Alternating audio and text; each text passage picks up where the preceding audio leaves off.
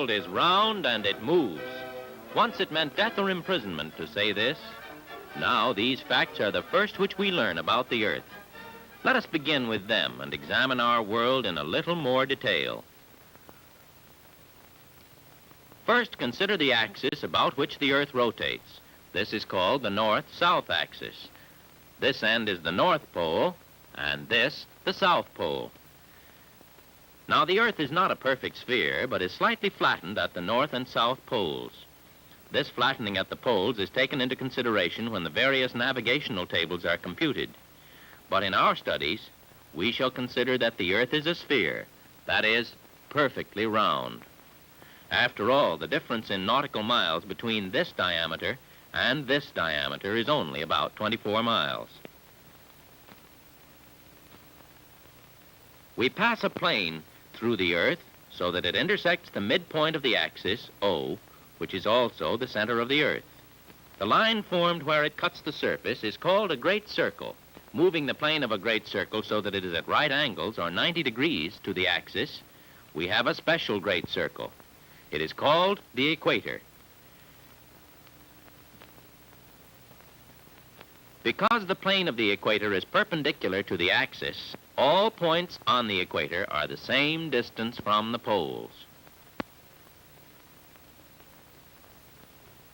Let us consider a position B.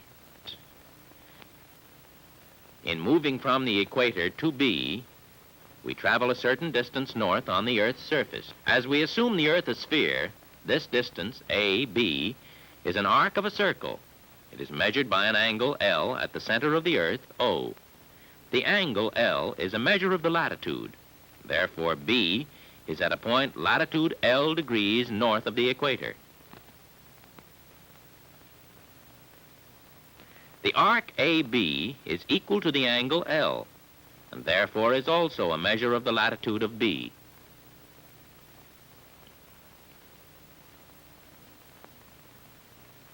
Note that if we are in latitude L degrees north, our position can be anywhere along a line that extends all the way around the Earth parallel to the equator.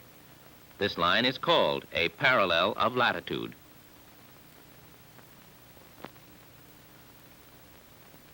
Note that the planes of the parallels are parallel to the plane of the equator, but that no parallel is a great circle because its plane does not pass through the center of the Earth. Parallels are called small circles. When they appear on a globe of the world, it is convenient to show these parallels separated by a uniform distance, such as 10 degrees.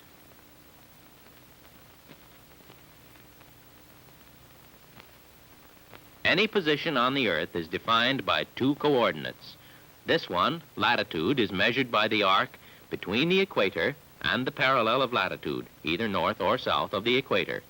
As the latitude increases, it is obvious that when that latitude is 90 degrees, it is maximum and we are at the pole. If we take a great circle plane and rotate it so that the north-south axis lies in it, we have formed, where it cuts the Earth's surface, another special great circle. It is called a meridian. Note that the planes of the meridians are perpendicular to the plane of the equator. Any great circle which passes through both poles forms a meridian.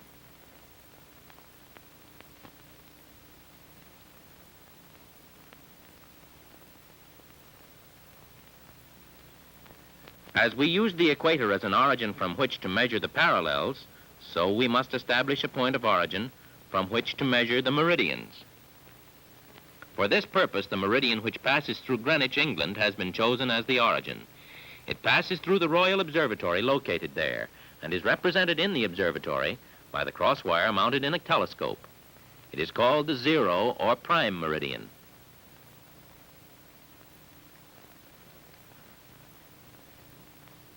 The zero meridian at Greenwich is used as a basis for measurement of longitude, the other coordinate by which any position is located on the Earth's surface.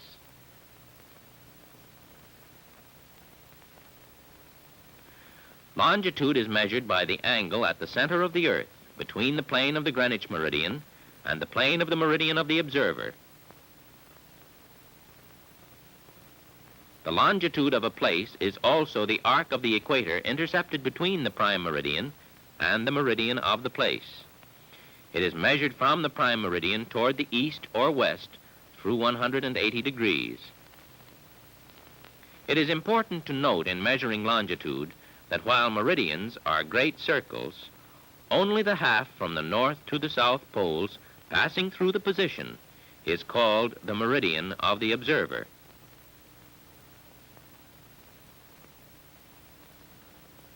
Now rotate the Earth so we are looking at the South Pole.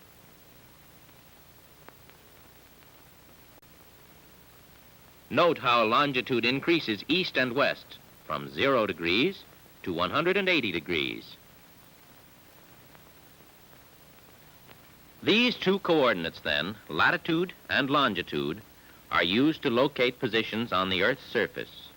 Remember, latitude is measured north and south of the equator, and longitude is measured east and west of the prime meridian.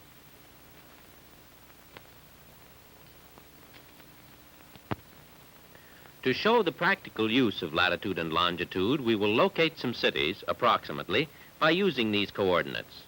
Greenwich, England, we know is on the prime meridian, and therefore its longitude is 0. Following along the prime meridian to the north from the equator, we come to Greenwich at latitude 51 degrees north. The location of Greenwich is, therefore, latitude 51 degrees north, longitude 0 degrees. Returning to the equator, proceed west until the meridian through Annapolis is reached. It is in west longitude 76 1/2 degrees. Following north 39 degrees, we arrive at Annapolis. Annapolis' position, then, is latitude 39 degrees north, longitude 76 1/2 degrees west. Moving west to the meridian which passes through Honolulu, we are now in longitude 158 degrees west. Moving north, we find the city in latitude 21 degrees north.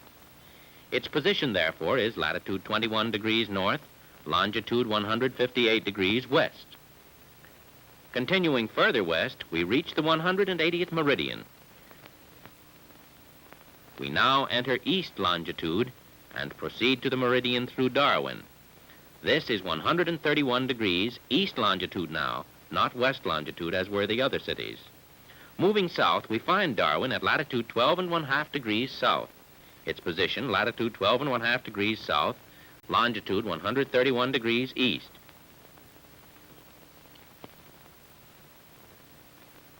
Now let us see how we measure changes of position.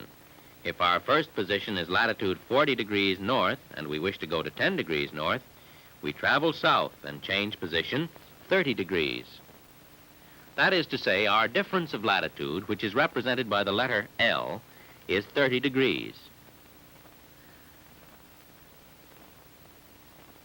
Proceeding north from latitude 10 degrees north to latitude 40 degrees north, the difference of latitude is the same. Going from latitude 10 degrees north to latitude 20 degrees south, we will also traverse 30 degrees of latitude. From latitude 10 degrees south to latitude 40 degrees south would again be 30 degrees difference of latitude, and we would have traveled south. To examine longitude, let us observe the Earth's south pole. Now, if we are at 120 degrees west longitude and headed east, traveling to 10 degrees west longitude, the difference of longitude, which is represented by the letters DLO, is 110 degrees east. When crossing the prime meridian, the longitudes are added to obtain the difference of longitude. For example, heading east from longitude 120 degrees west to longitude 10 degrees east gives us a difference of longitude of 130 degrees east. Heading west from longitude 120 degrees east to longitude 10 degrees east will give 110 degrees difference of longitude west. If, however, the 180th meridian is crossed in either direction, the actual difference of longitude traveled is not the sum of the longitudes. For example, if we go from 170 degrees east longitude to 80 degrees west longitude, we naturally would travel east across the 180th meridian, which would be the shortest distance. Therefore, the DLO would be the sum of the two longitudes, 250 degrees, subtracted from 360 degrees, which equals 110 degrees east.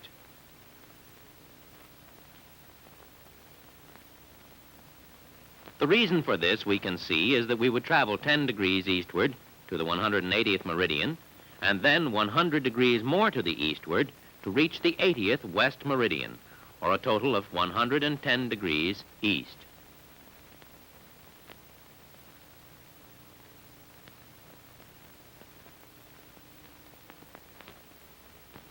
Thus, it can be seen that with latitude, if the equator is not crossed, the smaller latitude is subtracted from the larger.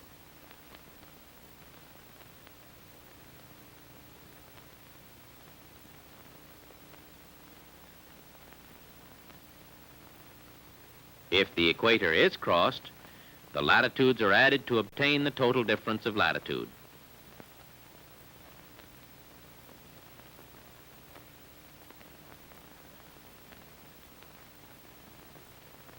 With longitude, if neither the 0 nor the 180th meridian is crossed, the smaller longitude is subtracted from the larger. If the 0 meridian is crossed, the longitudes are added to obtain the difference of longitude. However, if the 180th meridian is crossed, the longitudes are added, and this value is then subtracted from 360 degrees to obtain DLO. For measuring distances when navigating, we use the nautical mile as the unit of linear distance. A nautical mile has this length, which is the same as the length of 1 minute of arc measured along the equator.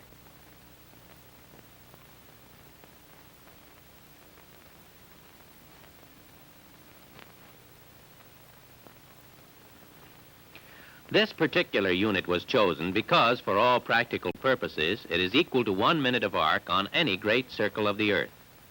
Therefore, in constructing a chart, 1 nautical mile is considered to be equal to 1 minute of latitude.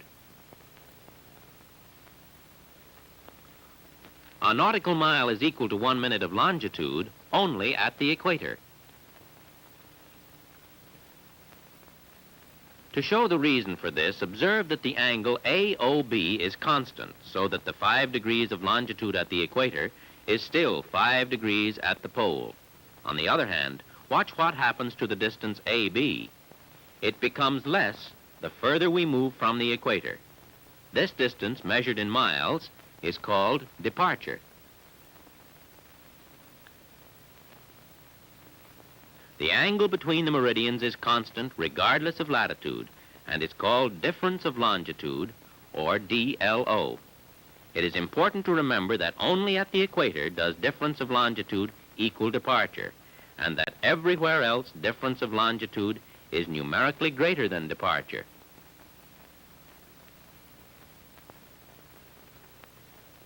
Up to this point, we have dealt only with changes of position which have taken place along either meridians or parallels. In other words, we have moved on a north-south or an east-west course. However, any other course may be considered to be a combination of motion in the north-south and east-west directions. If a ship leaves A and moves toward B, note that as it steams along its course, it is making good a certain distance northward and a certain distance eastward. The distance northward is difference of latitude, and the distance eastward is departure in miles traveled from A to B.